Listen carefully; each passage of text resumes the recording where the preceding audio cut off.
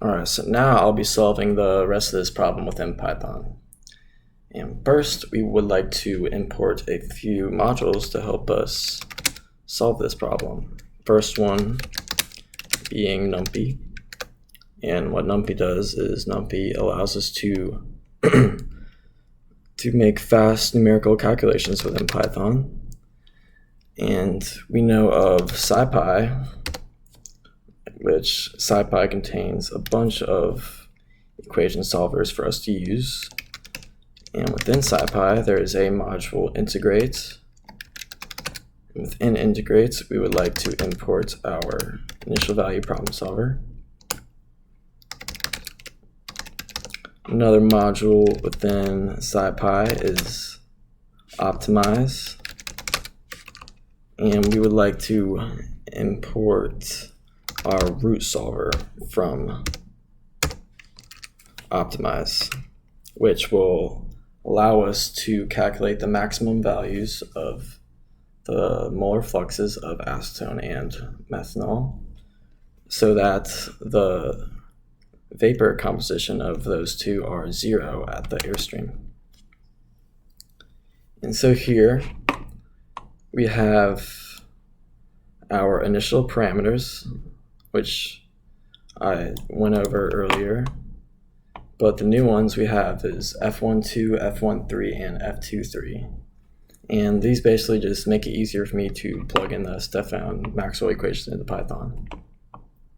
Here we have our initial guesses for the molar fluxes of acetone and methanol, which we solved through scaling earlier. And here we have our initial vapor compositions of acetone and methanol at the liquid surface. So to start out, we want to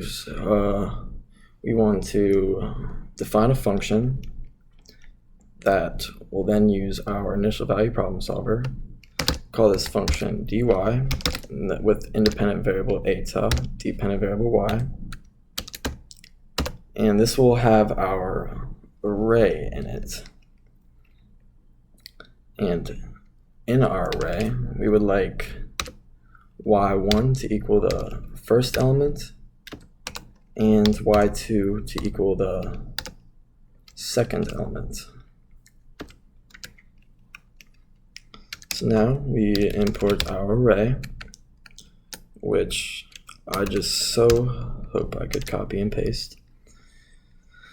And in our array, it will contain both Stefan-Maxwell equations. That is y1 times n2 minus y2 times n1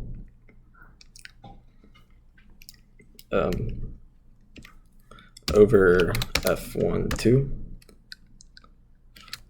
minus, because the molar flux of air is equal to 0, so minus y3, which is equal to 1 minus y1 minus y2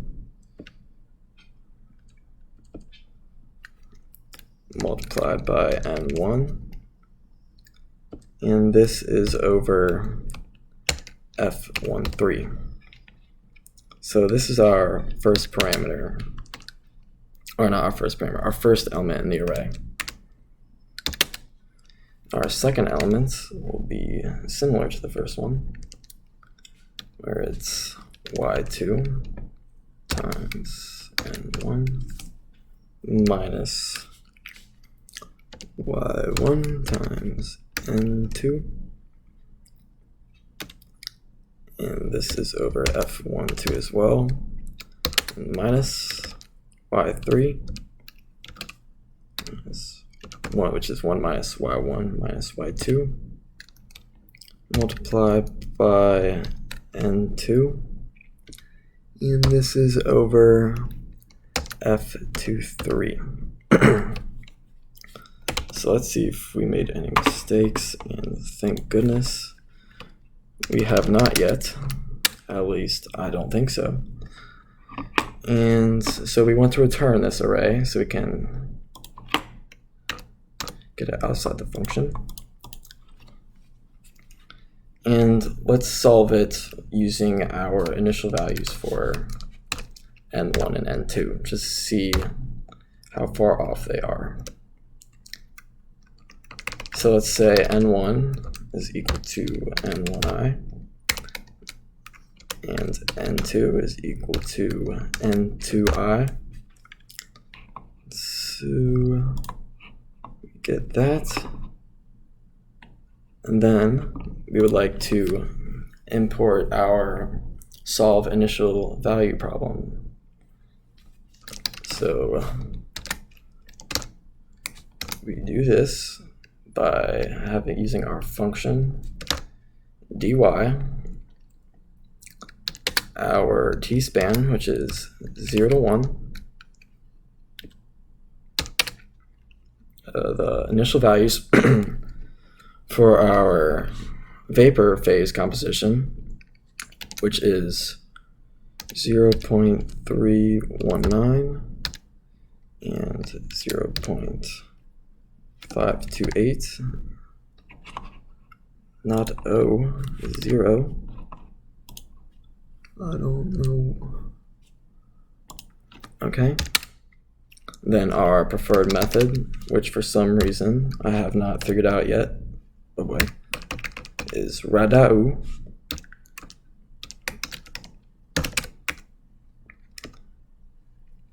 And our dense output, which is equal to true, so that we can access any value at any point within this equation solver.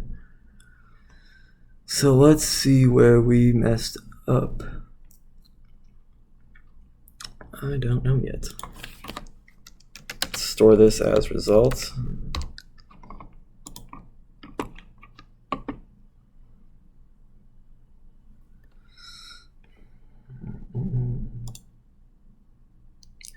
Oh, I bet I'm missing something so silly.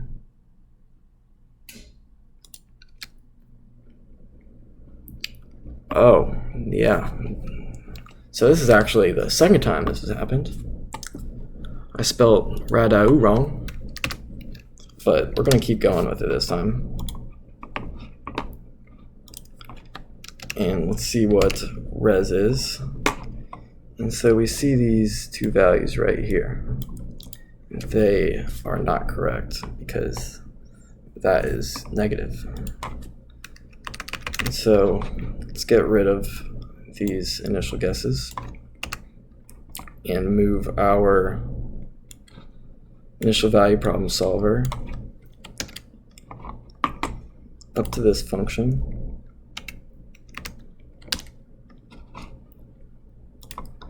And then we want to define a new function. Let's call this f, where we want our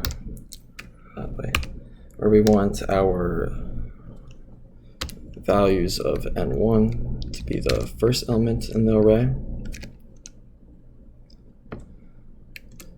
and n2 to be the second.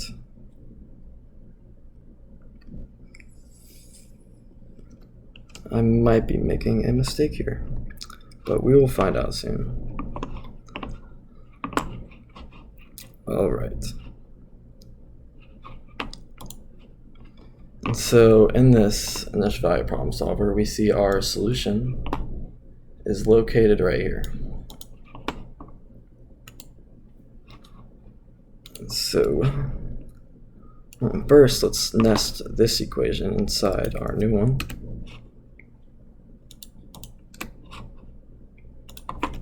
And we want to return the result dot solution of eta at 1. Oh. Okay.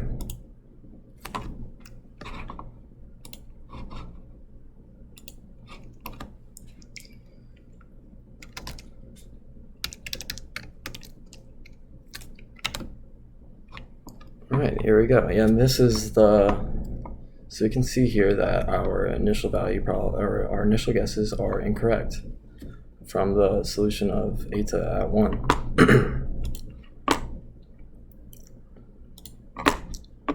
So next we want to use our root solver to find the maximum values of the molar fluxes. So we do that by our function, that is f in this case, and then our initial guesses for the molar fluxes, which is N1I and N2I.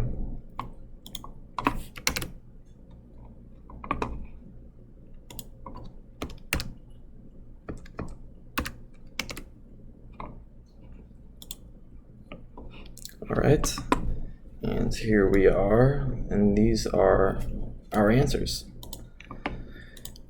So to use these,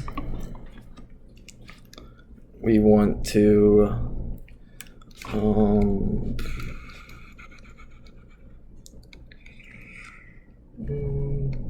what do we want to do is a very good question. So we want to use these new values to plug into our initial value problem solver. So let's do that. As N1 is equal to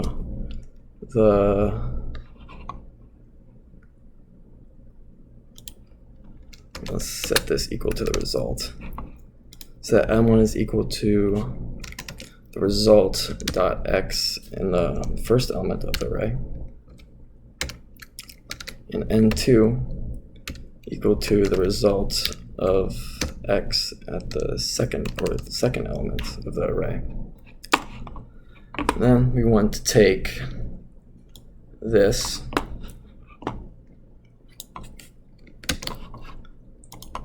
and plug it in there. All right, I'm doing something wrong. Hold on. Let's get this in there too.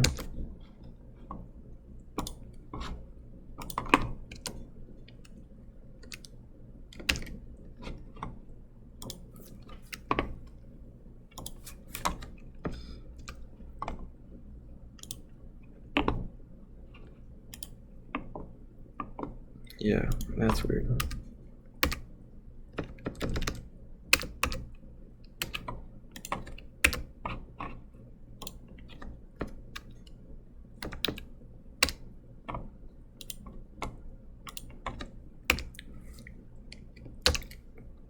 Oh boy, I did not want to do that. Undo. Too bad there is not an undo.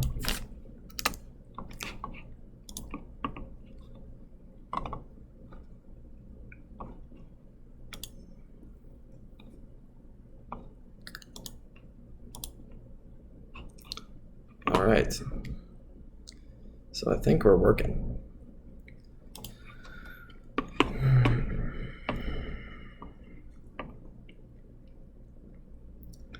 And so next, we would like to graph these results. And to do that, we want to import some new modules. So one of them is Plotly, or a library called Plotly. And within Plotly, there is a module called subplots, which will contain our scatter plot, which we will use to then graph this function. And we will import make subplots.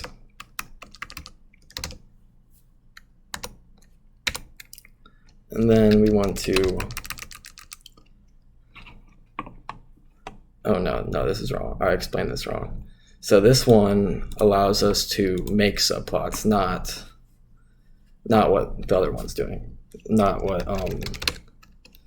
import dot plotly dot graph objects is doing, which will allow us to which will allow us to input our scatter plot, and we'll input that as go. All right, hold on. There we go. And so to graph this, we want to graph eta. And we do this by first defining our variable, which is eta plot, and those are the values of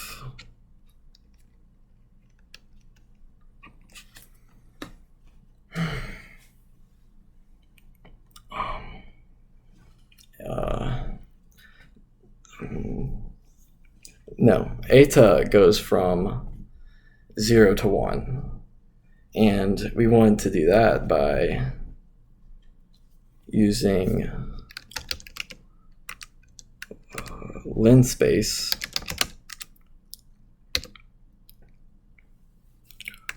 which gives us equal distant numbers apart.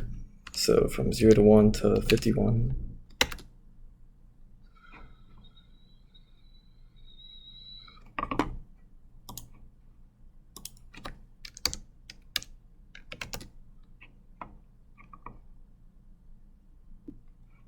I think that worked.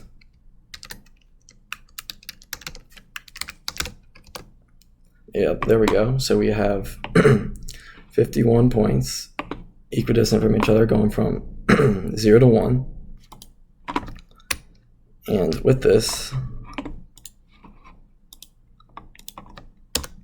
we would like to use our solution instead of just these random points. So we have our solution is equal to res dot solution and then eta plot. All right, and so now we just make the graphs. And to do that, we first get our figure, which we get from our module, and make subplots, and then those are equal to,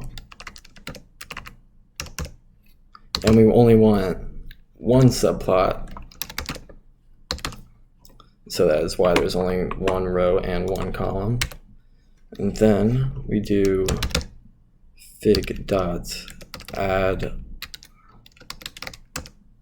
trace, and then so the add trace allows us to make a new line, and we want to use our module plotly graph objects, so go dot and then scatter, and then we then need our x value, which is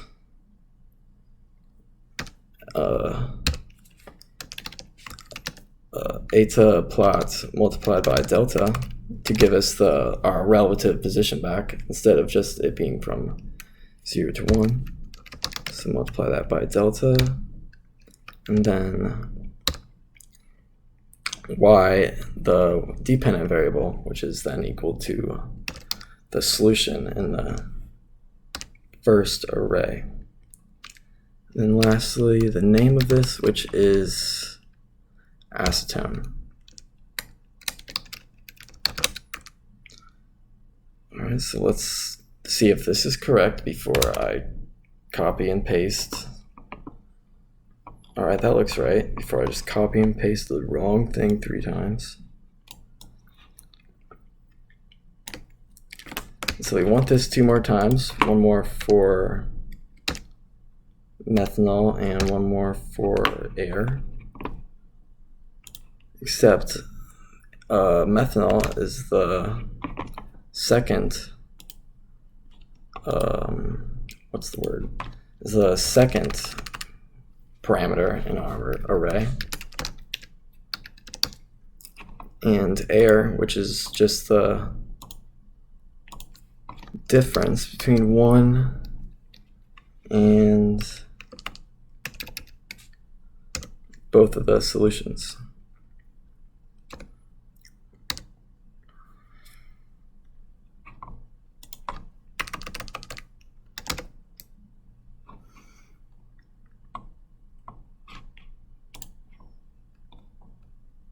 All right, and here's our graph. So, yep, this is the graph for position on the x-axis and how the molar fluxes of methanol and acetone are seen in terms of the air as well. And then this is in terms of the